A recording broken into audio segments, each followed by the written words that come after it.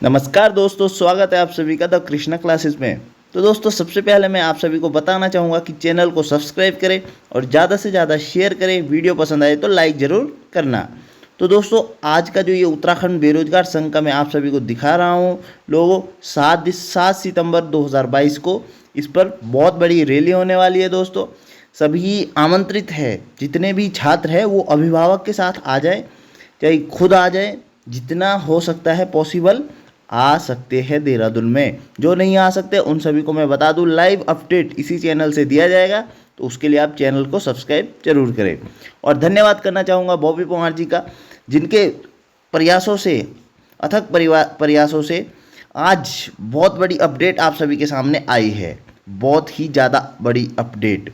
और ये सब कुछ किसकी वजह से हुआ? बॉबी पंवार जी और अन्य बेरोजगार के जो भाई लोग हैं सड़कों पर, जिन्होंने कार्य किया, और उनके सफलता का आज परिणाम ये है कि 8 और भर्तियों में धांधली, ये उनकी सफलता का परिणाम है। दोस्तों, बहुत ही ज़्यादा यहाँ पे चल रहा था उत्तराखंड में ये जो कारोबार है, इस सब के लिए अब रैली होनी चाहिए। इन सभी के घरों पे ढूंढकर बुलडोज़र चलने चाहिए। दोस्तों, तो पढ़ते हैं दोस्तों, उत्तराखंड में 8 और भर्ती परीक्षाओं में धांधली के सबूत मिले हैं। सभी भर्तियां वर्ष 2015 के बाद की बताई जा रही है।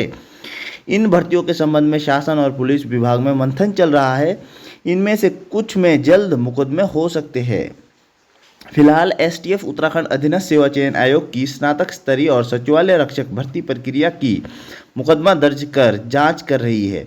इस जांच में 8 और भर्ती परीक्षाओं में धांधली का पता चला है। सूत्रों के मुताबिक देखिए दोस्तों, वन दरोगा की ऑनलाइन परीक्षा समेत उत्तराखंड पावर कॉरपोरेशन लिमिटेड और उत्तराखंड जल विद्युत निगम लिमिटेड में एक ही भर्ती में धांधली के सबूत मिल गए हैं। इनके अलावा 5 और भर्ती में गड़बड़ी की बात सामने आई है। एसटीएफ ने अभी नामों का खुलासा नहीं किया है, तो जल्द से जल्द एसटीएफ नामों का खुलासा करेगी। इसके लिए हमें रैली जरूर करनी है। दोस्तों, ये जो बातें हैं ये छपनी चाहिए और छुपनी बिल्कुल भी नहीं चाहिए। ये नहीं हो सकता कि भाई न्यूज़पेपर में छप गई और उसके बाद छुप गई, नहीं, ये छपनी चाहिए न्यूज़पेपर में, उसके बाद छुपनी नहीं चाहिए, ये सामने आनी चाहिए सभी बातें। भर्ती घपला 2015 में भर्ती हुए 10% दरोगा नहीं जानते, केस डायरी लिखना।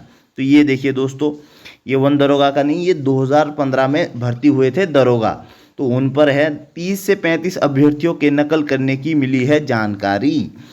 वर्ष 2015 में भी भर्ती हुए कुछ दारोगा अपना मूल काम केस डायरी तक लिखना नहीं जानते हैं। इसके लिए वे दूसरों को पैसे देते हैं। इनकी संख्या उस वर्ष भर्ती हुए कुल दारोगा की 10% बताई जा रही है। दोस्तों, जांच होनी चाहिए, 10% नहीं बढ़ जाएगा।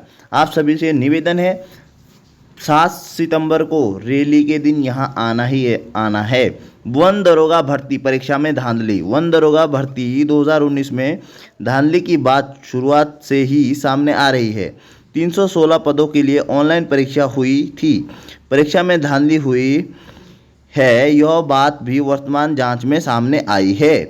तो दोस्तों, जांच आ चुकी है, वन दरोगा में होना चाहिए। दोस्तों, जांच के लिए विजिलेंस की टीमें गठित। दरोगा भर्ती में धांधली की जांच के लिए विजिलेंस ने टीम गठित कर दी है। इन टीमों को प्राथमिकता तौर पर भर्ती से संक्षिप्त डाटा इकट्ठा करने का काम दिया गया है। तो ये दरोगा का 2015 का भी दरोगा, वन दरोगा, ये बड़ी भर्ती है दोस्तों। यहाँ तो नकल हुई ही होगी, ये कन्फर्म है। इतने लेवल 5, लेवल 6, लेवल 4 ऐसी भर्तियां जो है वहाँ पे तो धांधली के पूरे चांसेस रहते हैं। ये है दोस्तों आप सभी के लिए बड़ी अपडेट। अधीनस्थ सेवा चयन आयोग के पूर्व सचिव बड़ोनी निलंबित।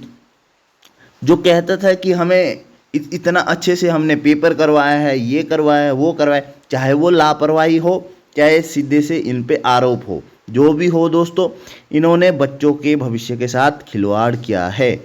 इन्होंने जितनी लापरवाही जताई है, इनके नाकों तले, इनके होते हुए यूकेएसएससी भवन में इनके कार्यरत होते हुए 30 लोग अभी तक पकड़े गए हैं और 300-400 वीडियो में धांधली से लोग पकड़े गए हैं, नाम सामने आ चुके हैं दोस्तों। तो आप सोच सकते हैं 300-400 लोग पकड़े गए और इन्हें पता ही नहीं। इतनी ज़्यादा लापरवाही भी नहीं हो सकती है। यूकेएसएससी में क्या काम चल रहा, क्या कुछ चल रहा है और इनको पता ही नहीं। तो अभी तक शायद आरोप पर ही निलंबित किया जाना चाहिए, लेकिन हम कहते हैं इन पर कठोर से कठोर कार्रवाई होनी चाहिए। लापरवाही का नतीजा अलग है दोस्तों। अगर सब कुछ पारदर्शिता से दिखता है फिर भी इन पे चार्जशीट तो कुछ ना कुछ बननी ही चाहिए लापरवाही को लेकर। इस तरह की लापरवाही उत्तराखंड के सचिव द्वारा नहीं होना चाहिए, जो कि सबका भविष्य बनाते हैं। उत्तराखंड में इतने सारे बेरोजगार हैं, लाखों की संख्या में, इनका भविष्य बनाते हैं और इनको किसी चीज़ की टेंशन ही नहीं है। ये इस तरह से काम कर रहे हैं, इनके नाक के नीचे कोई 300-400 सीटें बेच रहा है और इन्हें पता ही नहीं है। और जो दागी कंपनी है, ये देखो पहली बार आयोग के किसी अधिकारी पर गिरी गाज। उसके नीचे देखो दोस्तों, पेपर लीक, 3 साल से बिना अनुबंध आयोग की परीक्षाएं करा रही थी दागी कंपनी। और हम उस टाइम भी कहा था कि ये कंपनी दागी है, और इन्होंने क्या कहा, कोर्ट में जाइए, यहाँ जाइए। अरे हर कोई कोर्ट में जाता रहेगा तो तुम किस लिए बनाए गए थे। तो दोस्तों ज़्यादा से ज़्यादा रैली में आए और पूर्ण रूप से यहाँ पे हमारे जो बेरोजगार संघ जी है उनका समर्थन करें। ज़्यादा से ज़्यादा जितना हो सकता है दोस्तों, ये होना ही चाहिए। इस पर मैं आप सभी को बस इतना कहूँगा कि आप लोग आइए सड़कों पर, अभी समय है। और आने वाले टाइम में व्यवस्था ऐसी होनी चाहिए कि कोई भी बच्चा एग्ज़ाम को लेके हाई कोर्ट ना भागे। हर परीक्षा में बच्चा हाई कोर्ट जा रहा है, मतलब बहुत बड़ी धांधली है। अब हाई कोर्ट में वहाँ पे सबूत मांगते हैं और ये आदमी एक परीक्षा के लिए 5 से 6 वकीलें खड़े कर देते हैं गवर्नमेंट के। अब कौन बच्चा इतना पैसे लगा के केस जीत पाएगा। अगर कोई जीत जाता है, अपने सबूत पुख्ता दे देता है, तो उनको शामिल कर देते हैं, बाकी सबको नहीं करते हैं। तो ये बहुत ही ज़्यादा गलत मामला है कि हर कोई परीक्षा हाई कोर्ट में जा रही है। 100 में से 10 में से ऐसा हो कि 100 में से 2-3 परीक्षाएं हाई कोर्ट जा रही है, 10 में से 1 परीक्षा हाई कोर्ट जा रही है, तो समझ में आता है। अगर 10 में से 9 परीक्षाएं हाई कोर्ट जा रही है तो मतलब इन्हें खुद ही सोचना चाहिए था कि एक बच्चा जिसका हम भविष्य बना रहे हैं और वो हर परीक्षा में हाई कोर्ट जा रहा है, तो ऐसा क्यों। लेकिन इन्होंने नहीं सोचा। इनकी आंखें बिल्कुल लग चुकी थी सोने में, या फिर कहीं ना कहीं इनका भी हाथ होगा। जांच होनी चाहिए। ऐसा जो संभावनाएं है बहुत कम है कि लापरवाही इतनी ज़्यादा हो सकती है। या तो बच्चों को लेके कभी ये चिंतित हो गए ही नहीं, तभी लापरवाही कर सकते हैं। सिर्फ अपना देखना था कि भाई हमने परीक्षाएं करवानी है बस, वरना यहाँ पे बहुत कुछ गड़बड़ है। परीक्षाओं में धांधली के मामले में शासन ने बड़ी कार्रवाई की, अच्छी बात है। विभिन्न भर्ती परीक्षाओं के पेपर लीक मामले में घिरे उत्तराखंड अधीनस्थ सेवा चयन आयोग के पूर्व सचिव संतोष बड़ोनी को शासन ने निलंबित कर दिया। सचिव प्रभारी सचिवालय प्रशासन विनोद कुमार सुमन ने बृहस्पतिवार देर रात उनके निलंबन के आदेश जारी किए। पिछले माह स्नातक स्तरीय परीक्षा के पेपर लीक होने के मामले में मुख्यमंत्री पुष्कर सिंह धामी के निर्देश पर एसटीएफ ने जांच शुरू की थी। पहले अध्यक्ष एस राजू ने इस्तीफा दे दिया था। इसके बाद 13 अगस्त को सरकार ने आयोग के सचिव पद से संतोष बड़ोनी को हटा दिया था। चूंकि बड़ोनी सचिवालय सेवा के अधिकारी है, इसलिए उन्हें सचिवालय में बतौर संयुक्त सचिव ज्वाइनिंग दी गई थी। इन्हें तो बहुत पहले ही हटा देना चाहिए था। इस बीच पेपर छापने वाली कंपनी आरएमएस टेक्नो सॉल्यूशन के मालिक राजेश चौहान सहित 31 आरोपी सलाखों के पीछे जा चुके हैं। अभी तक दोस्तों 31 आरोपी सलाखों के पीछे जा चुके हैं, जबकि सचिवालय रक्षक भर्ती का पेपर आयोग की प्रिंटिंग प्रेस से पेन ड्राइव के माध्यम से चोरी होने का मामला भी सामने आया है।